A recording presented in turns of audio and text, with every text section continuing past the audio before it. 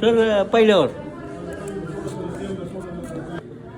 मी आपलं कधी पाळून नाही खात पाणी पाळून नाही खात होय पाळून खातच नाही मग कधी अडचण एवढा कटकट चालू आहे. सुपारी काय खातो सुपारी खातो फक्त काय पान नाही सुपारी नाही ना ते बारीक होतं टप्पर उडतात टप्पर उडतात का सुपारी जोडून नाही तुम्ही कातरून माग शेवटची अडकेचं चालवायची शेवटची पिढी आहे. होय ह्याच्यापेक्षा सुपारीच जास्त पिढे नाही नाही अडकेचं चालवणारी ही शेवटचीच पिढी आहे.